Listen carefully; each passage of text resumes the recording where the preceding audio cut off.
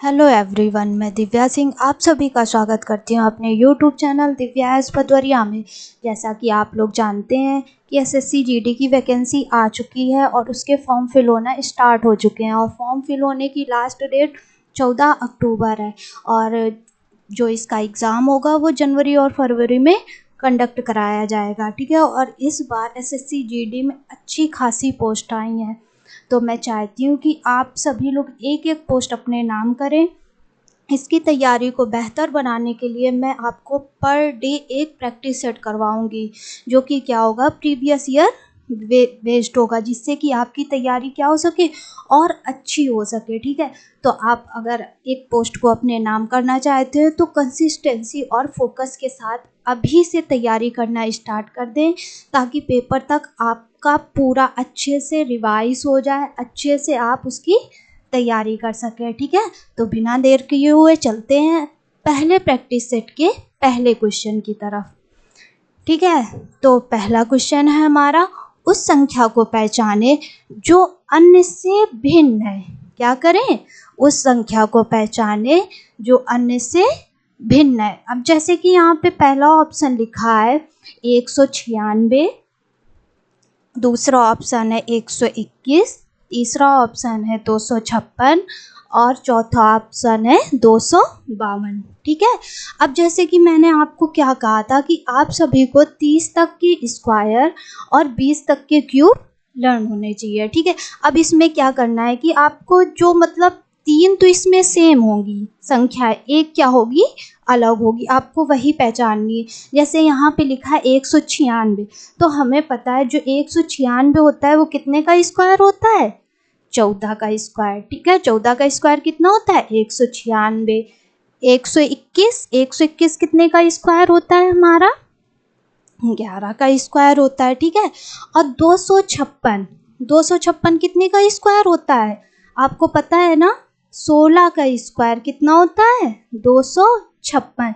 लेकिन 252 किसी का स्क्वायर नहीं होता है, 252 किसी का स्क्वायर नहीं होता है। तो ये कौन सा ऑप्शन सही हो जाएगा हमारा, फोर्थ ऑप्शन सही हो जाएगा। यही क्या है, अन्य से भिन्न है। ठीक है, चलते हैं अगले क्वेश्चन की तरफ।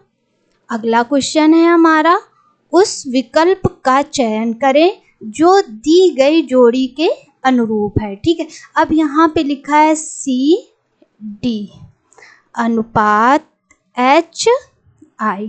ठीक है, अब देखो C किस नंबर पे आता है, 3 नंबर पे आता है और D हमारा 4 नंबर पे आता है, H 8 नंबर पे आता है और I 9 नंबर। अब देखो 3 से कितना बढ़ाया, जो 8 आया है 5 बढ़ाया है ना, क्योंकि हमको इसमें क्या करना है, रिलेशन ही तो पता करने हैं। सेम जो यही इसी का रिलेशन जिस ऑप्शन में मिल जाएगा वही ऑप्शन क्या हो जाएगा हमारा, करेक्ट हो जाएगा। ठीक है, अब 4 में कितना जोड़ा, 5, तो 9 आ गया। अब देखो यहाँ पे ऑप्शन नंबर फर्स्ट पे A का कितना होता है 1, B का 2, X का कितना होता है 24, Y का कितना होता है 25। तो क्या 5 जोड़ने पे 24 आया है, नहीं, तो ये ऑप्शन क्या हो गया, गलत हो गया। दूसरे ऑप्शन पे चलते हैं। P का कितना होता है 16, Q का 17, U का 21 और V का 22। ठीक है, 6 में कितना जोड़ा कि 21 आ गया, 5 जोड़ा। ठीक है, और 17 में कितना जोड़ा, जो 22 आ गया, 5 जोड़ा। यानी दोनों में क्या जोड़ा, कितना कितना जोड़ा, 5 5। ठीक है, तो कौन सा ऑप्शन हमारा सेकेंड ऑप्शन सही हो जाएगा। देखो I 9 होता है और J 10 होता है, M 13, N 14। ठीक है, अभी मैं आपको सॉल्व करके बता रही हूँ, लेकिन अगर जब आप एग्ज़ाम देने बैठेंगे ना, तो जो ऑप्शन आपको करेक्ट मिल जाएगा उसी पे करेक्ट का साइन मार के आगे आपको बढ़ना है। सारे के सारे ऑप्शन आपको सॉल्व नहीं करने हैं। ठीक है, अब देखो इसमें कितना ऐड किया गया, 4, जबकि ऐड हमको कितना करना है 5, यानी थर्ड ऑप्शन भी गलत हो गया। अब देखो K का कितना होता है 11, L का 12, N का 14, O का 15। ठीक है, अब देखो 11 में कितना ऐड किया गया है 3, ठीक है, ना कि 5, यानी फोर्थ ऑप्शन भी गलत हो गया। तो हमारा करेक्ट ऑप्शन क्या था, सेकंड। अब चलते हैं अगले क्वेश्चन की तरफ। देखो अगला क्वेश्चन क्या बोल रहा है हमसे, विकल्प में दिए गए 4 परिवर्तनों में से कौन सा निम्नलिखित समीकरण को सही करेगा। ठीक है, अब ये आपको क्या दिया गया है, समीकरण, ठीक है। 30 गुणा 3 माइनस 3 इक्वल टू 13। आपको ये समीकरण को सॉल्व करके क्या लाना है, 13। अब देखो यहाँ पे अगर गुणा है, ठीक है, अगर हम 30 में 3 का गुणा करेंगे तो 90 आएगा, 90 में 3 घटाएंगे तो कितना आएगा, 87, जबकि लाना कितना है हमें, 13। अब देखो पहले ऑप्शन पे चलते हैं। पहला ऑप्शन क्या बोला है हमें कि गुणा के स्थान पे क्या रखना है हमें, भाग। अब देखो रख के देख लेते हैं, गुणा के स्थान पर क्या रखते हैं, भाग रख दिया, और माइनस के स्थान पर क्या रखना है, प्लस। तो यहाँ पे क्या कर दिया, प्लस। अब 30 में 3 का भाग दिया तो कितना आ गया, 10, 10 में 3 जोड़ दिया तो कितना हो गया, 13। तो पहला ऑप्शन ही हमारा करेक्ट हो गया। तो अब हमें अदर ऑप्शन में जाने की अब जरूरत नहीं है, ठीक है। अब चलते हैं अगले क्वेश्चन की तरफ। अगला क्वेश्चन है हमारा, उस संख्या को पहचाने जो निम्न श्रृंखला से संबंधित है, ठीक है। अब जैसे यहाँ पे लिखा है 2, 9, 28, 64, 126, 217, 344, 512, ठीक है। अब देखो इस श्रृंखला में क्या, अगर इनके बीच का गैप देखो तो यहाँ पे 7 आ रहा है, यहाँ पे कितना आ जाएगा हमारा, 19। तो गैपिंग में तो होगा नहीं। अब देखो ये कैसे सॉल्व करना है, जैसे 2 आया है, अब यहाँ पे है 2, 9, 28, 64, 126, 217, 344, 513, ठीक है। अब देखो ये 2 है ना, तो क्या किया गया है, 1 का क्यूब और उसमें 1 जोड़ दिया गया है, 9, 2 का क्यूब और उसमें 1 जोड़ दिया गया है, 2 का क्यूब करते हैं तो 8 आएगा, 8 में 1 जोड़ा तो कितना हो गया, 9। अब जैसे यहाँ पे 28 है तो 3 का क्यूब प्लस का 1, तो 3 का क्यूब कितना होता है, 27, 27 में 1 जोड़ देंगे तो कितना हो जाएगा, 28।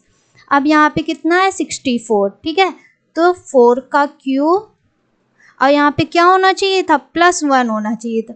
अब 64 क्या होता है हमारा, 4 का क्यूब होता है, 4 का क्यूब कितना होता है, 64, 64 में 1 जोड़ते हैं तो कितना आता है, 65। यहाँ पे कितना आना चाहिए था, 65 आना चाहिए था, जबकि दिया कितना गया है, 64, यानी कि यही क्या होगा, हमारा करेक्ट हो जाए, क्योंकि बाकी सब तो करेक्ट हो, क्योंकि क्या है, बाकी सब तो सही है। अब जैसे यहाँ पे क्या है, 126, तो 5 का क्यूब और उसमें 1 जोड़ा है, देखो 5 का क्यूब कितना होता है, 125, 125 में 1 जोड़ देंगे तो कितना हो जाएगा, 126, ये भी सही है।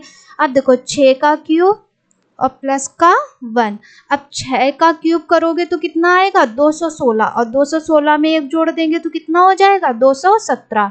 अब देखो यहाँ पे 7 का क्यूब प्लस 1, 7 का क्यूब कितना होता है, 343, और उसमें 1 जोड़ देंगे तो कितना हो जाएगा, 344। ये देखो 513 है, तो ये कितने का, 8 का क्यूब कितना होता है, 512, उसमें 1 जोड़ देंगे तो कितना हो जाएगा, 513, ठीक है। तो हमारा मतलब जो इस सीरीज में, इस श्रृंखला में गलत क्या था, 64, 64 की जगह कितना आना चाहिए था, 65, यानी कि यही क्या था हमारा, गलत था, ठीक है। तो यही करेक्ट हो जाएगा। अब चलते हैं अगले क्वेश्चन की तरफ। अगला क्वेश्चन है हमारा, उस वेन रेखा चित्र का चयन करें जो नीचे दिए गए 3 वर्गों के बीच के संबंध को बेहतर रूप से दर्शाता हो, ठीक है।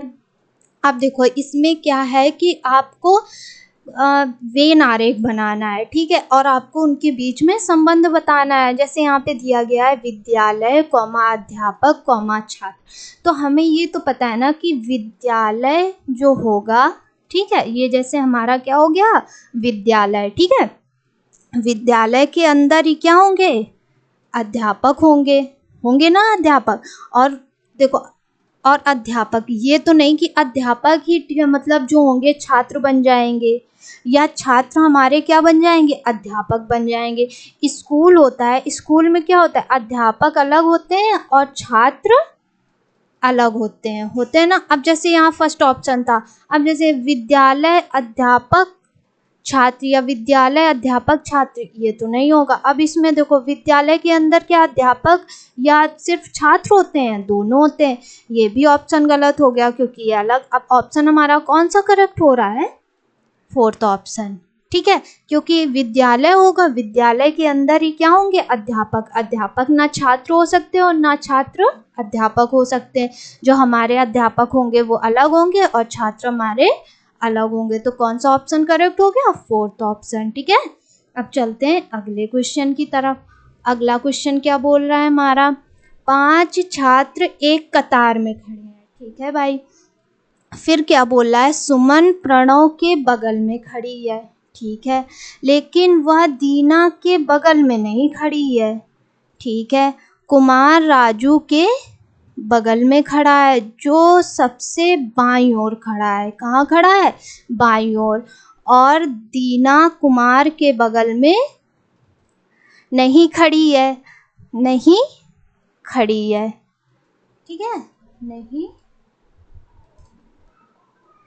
खड़ी है। बीच में कौन खड़ा है? तो देखो अब जैसे हमने यहाँ पे क्या किया कि एक लाइन खींच दी लाइन, ठीक है। ये हमारा क्या हो गया? बायां हो गया और ये क्या हो गया? दायां हो गया, ठीक है। अब बोल रहा है सुमन प्रणव के बगल में खड़ी है, ठीक है, लेकिन वह दीना के बगल में नहीं खड़ी है। अब यहाँ से तो कोई क्लू नहीं मिल रहा है हमें। कुमार राजू के बगल में खड़ा है, जो सबसे बाईं ओर खड़ा है। कुमार है ना, कुमार क्या है? राजू के बगल में खड़ा है और जो सबसे बाईं ओर, तो किसके बारे में बता रहा है? कि कुमार, ठीक है, क्या बता रहा है? कुमार जो है वो क्या है? सबसे बाईं ओर खड़ा है। और वो किसके बगल में खड़ा है? राजू के बगल में खड़ा है, ठीक है। अब बोल रहा है कि सुमन प्रणव के बगल में खड़ी है। सुमन क्या है? प्रणव के बगल में, लेकिन वह दीना के बगल में नहीं है। और क्या है? दीना जो सबसे, और दीना कुमार के बगल में नहीं खड़ा। अब जैसे यहाँ पे हमने क्या कर दिया? दीना, ठीक है, क्योंकि क्या है फिर? देखो ऐसे, दीना क्या है? सुमन प्रणव के बगल में खड़ी है, लेकिन वह दीना के बगल में नहीं। यानी यहाँ पे क्या आ जाएगा हमारा?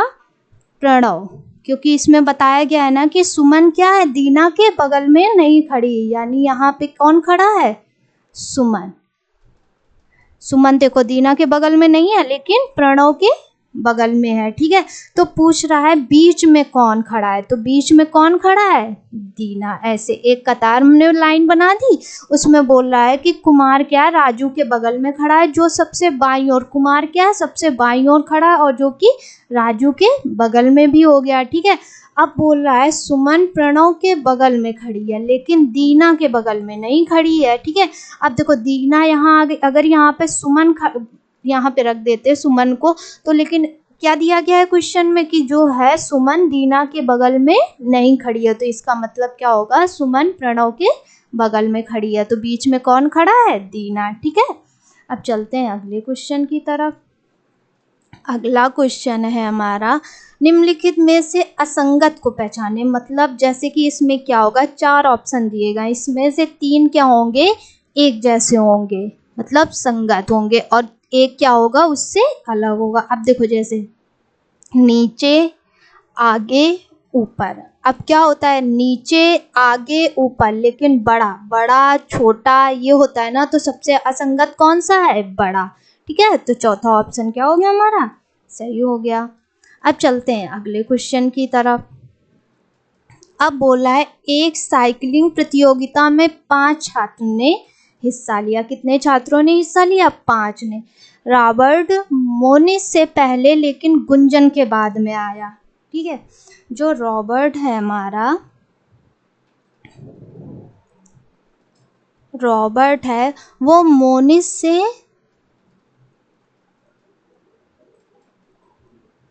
से पहले लेकिन गुंजन के बाद आया, ठीक है। पहला स्टेटमेंट हो गया। अब क्या बोल रहा है? अनिल जो है सुनील से पहले लेकिन मोनिस से बाद में रह गया। अनिल क्या है? अनिल सुनील।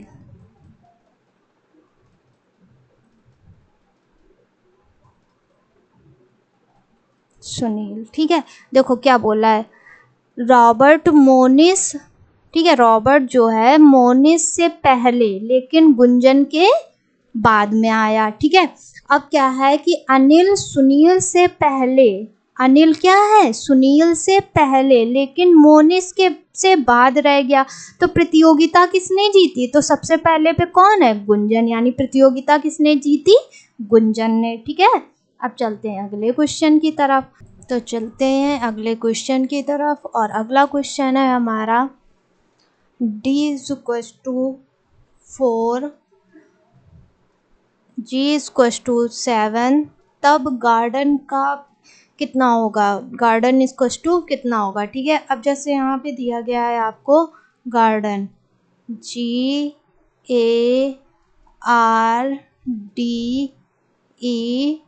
GARDEN, ठीक है। G का कितना होता है 7, A का 1, R का 18, D का 4, E का 5, N का 14।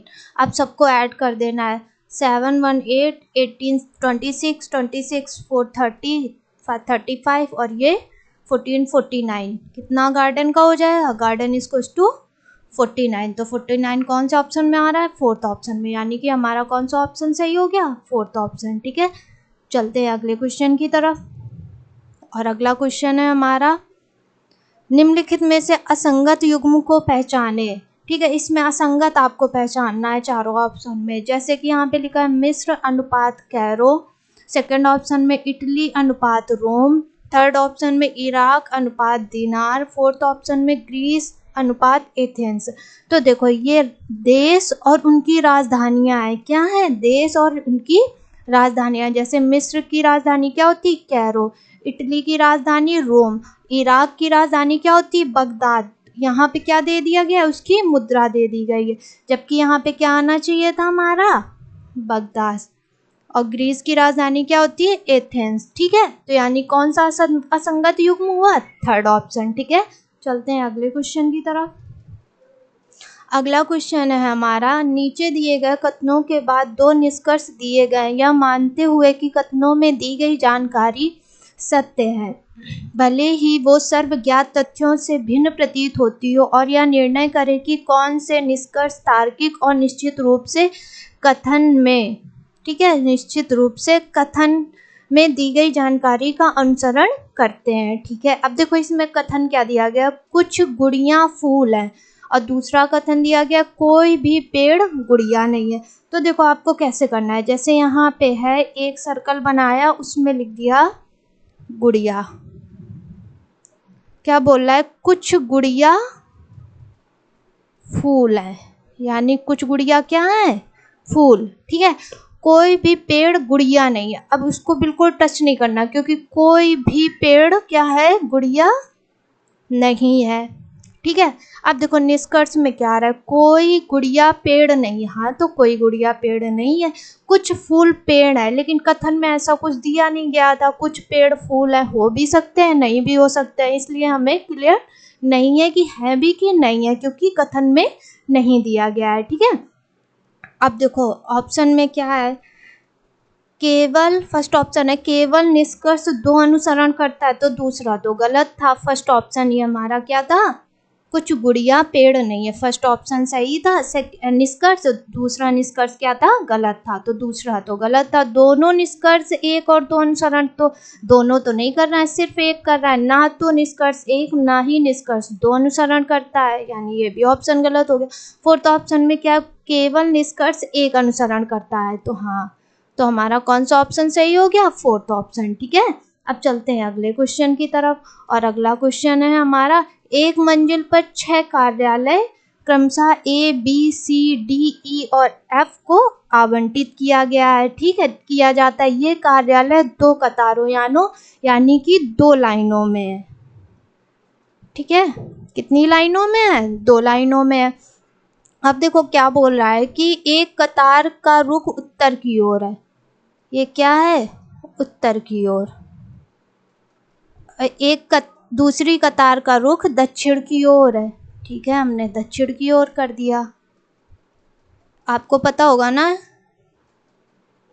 उत्तर, दक्षिण, पूरब और पश्चिम, ठीक है, ये होता है। अब देखो एक का क्या किया, रुख उत्तर की तरफ और एक का दक्षिण की तरफ। बी को उत्तरमुखी कार्यालय मिला जो कि डी के बगल में नहीं है, ठीक है। डी और एफ को तिरछे रूप से आमने सामने कार्यालय मिले हैं। सी जिसका कार्यालय एफ के बगल में है, किसके बगल में, एफ के बगल में, को दक्षिण मुखी कार्यालय मिला। अब देखो यहाँ पे हमें क्लू मिल गया ना, सी जिसका कार्यालय एफ के बगल, और यहाँ क्या लिखा था, डी और एफ को तिरछे रूप में आमने, यानी अगर एफ और सी क्या है, अगल बगल में है ना, तो एफ तिरछे में कैसे आएगा, एकदम ये ऐसे होएगा, ये यहाँ पे क्या आएगा, डी, तभी तो तिरछे रूप से आमने सामने होंगे, ठीक है। अब क्या बोल रहा है, दक्षिणमुखी कार्यालय मिला और ई को उत्तरमुखी कार्यालय मिला है। क्या मिला, ई को उत्तरमुखी कार्यालय मिला है। लेकिन देखो सेकंड लाइन पे क्या दिया गया था, बी को, यहाँ पे बी को उत्तरमुखी कार्यालय मिला जो कि डी के बगल में नहीं है, तो यानी डी के बगल में नहीं है तो यहाँ पे बी आ जाएगा ना, बी आ गया और ई को उत्तरमुखी कार्यालय में रखा गया। अब हमारे पास क्या बचा, सिर्फ ए बचा। क्या बचा, ए, तो दक्षिणमुखी कार्यालय में कौन कौन आ गया, ए सी एफ, और उत्तरमुखी में डी ई एफ। अब देखो first option A B C क्या दक्षिणमुखी है, नहीं, फर्स्ट ऑप्शन गलत हो गया। एफ ए ई दक्षिणमुखी है, नहीं, ये भी गलत हो गया। थर्ड में देखो एफ सी ए, तो एफ सी ए यानी थर्ड ऑप्शन क्या हो गया हमारा, करेक्ट हो गया, ठीक है। अब चलते हैं अगले क्वेश्चन की तरफ।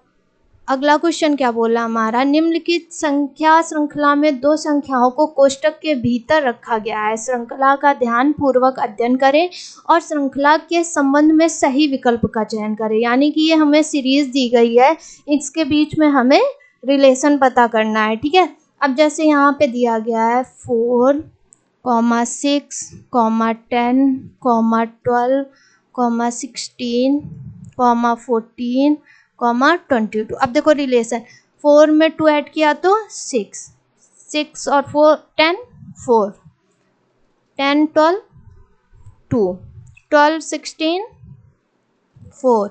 अब यहाँ पे कितना ऐड करना चाहिए था, 2।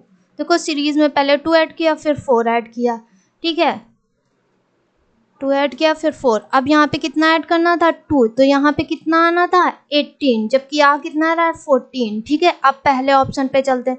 पहले कोष्टक संख्या बाएं से सही है, ठीक है, बाएं से, ये वाला कोष्टक वाला था तो बाएं से तो सही है, और दूसरी गलत है, ठीक है, तो ये दूसरी गलत है, यानी फर्स्ट ऑप्शन ही क्या हो गया हमारा, करेक्ट हो गया। अब चलते हैं अगले क्वेश्चन की तरफ। देखो अगला क्वेश्चन क्या है, इसमें भी सीरीज दी गई है, ठीक है। निम्नलिखित संख्या श्रृंखला में अगली संख्या का चयन करना है, ठीक है। अब जैसे यहाँ पे है, जैसे यहाँ पे क्या दिया गया है, 1, 3, 5, 11, 21, 43, 85, 171, और इसके बाद वाली पता करनी। अब जैसे यहाँ से यहाँ कैसे गए, 1 का 2 में गुणा किया और उसमें 1 जोड़ दिया, 3 आ गया, ठीक है। 3 का 2 में गुणा किया, 1 घटा दिया, ठीक है। अब यहाँ पे क्या करना है, 5 का 2 में गुणा किया और 1 जोड़ दिया। इससे इस पे आने के लिए क्या करना है, 11 से में 2 का गुणा करना है, 1 घटा देना है। ऐसे ही सेम इसमें क्या करना है, 21 में 2 का गुणा करना है और 1 जोड़ देना है। ऐसे ही इसमें आएंगे तो क्या करेंगे, 43 में 2 का गुणा करेंगे और 1 घटा देंगे। इसमें आएंगे तो क्या करेंगे, 85 में 2 का गुणा करेंगे और 1 जोड़ देंगे। तो अब क्या आना चाहिए, 171 में 2 का गुणा करेंगे और 1 घटाएंगे। अब मल्टीप्लाई करो, कितना आएगा यहाँ पे, 342, उसमें 1 माइनस करेंगे तो कितना आ जाएगा, 341, ठीक है। कौन से ऑप्शन में 341 आ रहा है, फर्स्ट ऑप्शन में 342, सेकंड में 354, थर्ड में 247, फोर्थ में 340, यानी हमारा फोर्थ ऑप्शन क्या हो गया, करेक्ट हो गया। ठीक है, चलते हैं अगले क्वेश्चन की तरफ। तो चलते हैं अगले क्वेश्चन की तरफ, और अगला क्वेश्चन है हमारा, यदि चिल्ड्रन, ठीक है, क्या है, चिल्ड्रन को कूट भाषा में क्या लिखा जा सकता है, LIHCNERD लिखा जाता है। तो मूवमेंट को कूट भाषा में कैसे लिखेंगे, ठीक है। अब जैसे हमने यहाँ पे लिखा चिल्ड्रन, CHILDREN, ठीक है। अब इसको क्या लिखा जा सकता है, अल्फ़ाबेट के नीचे अल्फ़ाबेट लिखना होता है, ठीक है, HCNERD, ठीक है। 1 2 3 4 5 6 7 8, क्या करना है, 8 अल्फ़ाबेट हैं, 4 4 में डिवाइड कर लो, ठीक है। अब जैसे यहाँ पे क्या लिखा है, CHIL, ठीक है। अब देखो क्या हुआ है, L को पहले, फिर I, फिर H, फिर C, ऐसे ही NERD। तो अब मूवमेंट को क्या लिखेंगे, देखो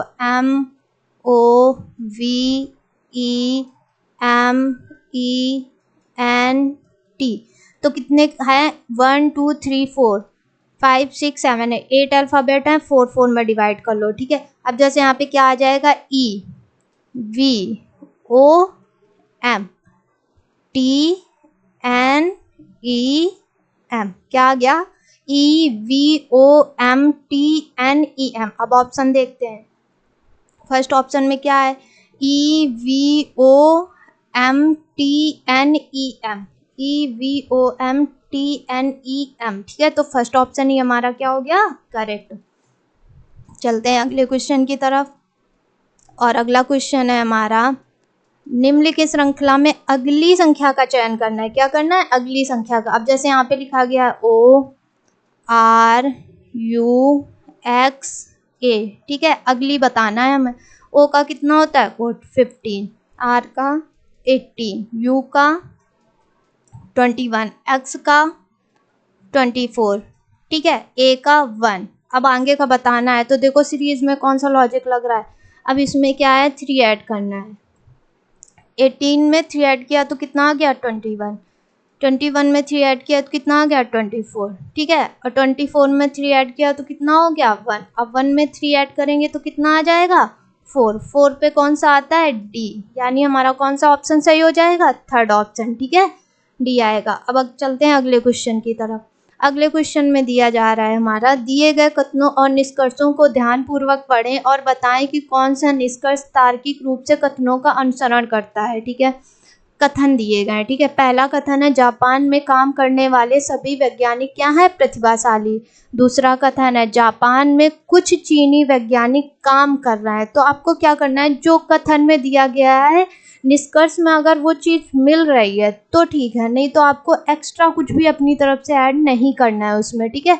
अब पहला निष्कर्ष क्या है, कोई भी चीनी वैज्ञानिक प्रतिभाशाली, कथन में दिया गया है ना कि जापान में कुछ चीनी वैज्ञानिक काम कर, अगर जब प्रतिभाशाली होंगे तभी तो जापान में काम करेंगे ना, तो कुछ तो चीनी वैज्ञानिक प्रतिभाशाली होंगे, यानी फर्स्ट निष्कर्ष क्या हुआ, गलत हो गया। सेकंड में आते हैं, कुछ प्रतिभाशाली चीनी वैज्ञानिक जापान में काम कर रहे हैं। तो कथन में दिया गया था ना, जापान में कुछ चीनी वैज्ञानिक काम कर रहे हैं, ठीक है। तो यानी सेकंड ऑप्शन, सेकंड निष्कर्ष क्या हो गया हमारा, सही हो गया। थर्ड में आते हैं, सभी प्रतिभाशाली वैज्ञानिक जापानी हैं।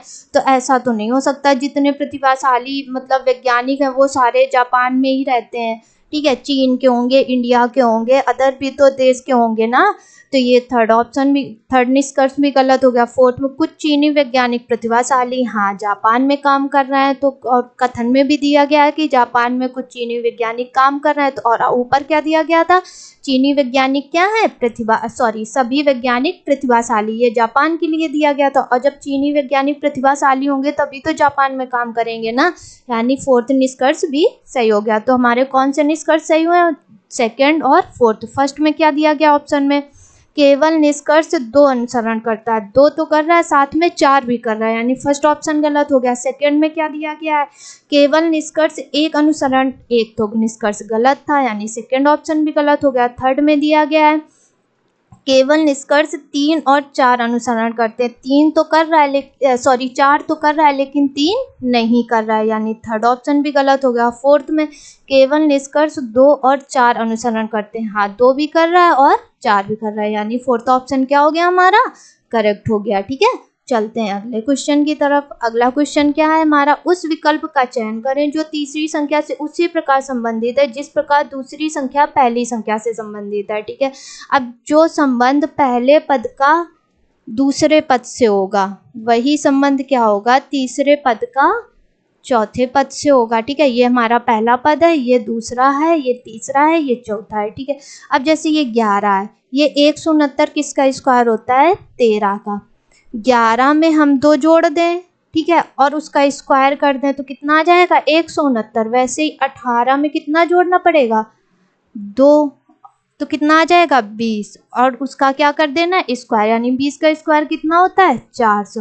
यानी सेकंड ऑप्शन क्या हो गया हमारा, सही हो गया। अब जैसे यहाँ पे किया था, 11 में 2 जोड़ा और फिर क्या किया, उसका स्क्वायर कर दिया था। ठीक है, तो ये हो गया आपका सेकंड ऑप्शन सही हो गया। अब चलते हैं अगले क्वेश्चन की तरफ। अगला क्वेश्चन कह रहा है, उस विकल्प का चयन करें जो तीसरे पद से उसी प्रकार संबंधित है जिस प्रकार दूसरा पद पहले पद से संबंधित है। ठीक है, बैल अनुपात गाय समानुपात शेर अनुपात क्वेश्चन मार्क। बैल क्या है, पहला पद, गाय क्या है, दूसरा पद, शेर क्या है, तीसरा पद, और क्वेश्चन मार्क आपको चौथा पद निकालना है। तो जो संबंध पहले पद और दूसरे पद का होगा ना, वही सेम संबंध क्या होगा, तीसरे पद का चौथे पद से होगा। अब देखो, बैल और गाय ये दोनों क्या है, अपोजिट जेंडर है ना, तो वैसे ही शेर का अपोजिट जेंडर क्या हो जाएगा, शेरनी। ठीक है, सेकंड ऑप्शन करेक्ट हो गया। चलते हैं अगले क्वेश्चन की तरफ। अगला क्वेश्चन बोल रहा है कि निम्नलिखित में से असंगत को पहचाने, यानी इसमें क्या होगा कि 3 ऑप्शन एक ही जैसे होंगे और एक ऑप्शन उससे अलग होगा, वही क्या हो जाएगा हमारा, असंगत। अब जैसे यहाँ पे लिखा first option DCBA, second ZYXW, third option LKJI, फिर फोर्थ ऑप्शन QRSP। ठीक है, अब जैसे यहाँ पे आओ, ABCD first option, second WXYZ, ठीक है, थर्ड पे IJKL, ये भी सही है, फोर्थ में PQ आना चाहिए था लेकिन आ क्या रहा है, S, यानी फोर्थ ऑप्शन क्या हो गया हमारा, असंगत हो गया। ठीक है, ये तीनों क्या थे, संगत थे, ये हो गया असंगत। ठीक है, अब चलते हैं अगले क्वेश्चन की तरफ।